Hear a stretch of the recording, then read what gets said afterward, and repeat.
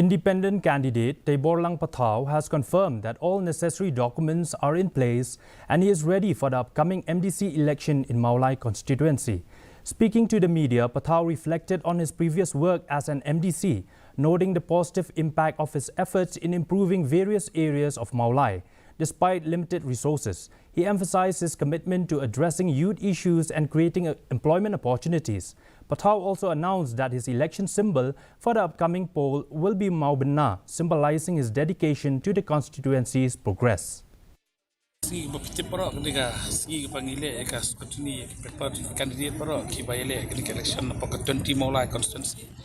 But Nishamba Pro long ballot nomination juga Pro tementak lah deskapor penkreat baik ketama begini le election but itu mentasi kamtia kamdan begini tray nampak begini push ketang ketang begini nak menteri nampak kepit kebiang terus Mawlai. BJP candidate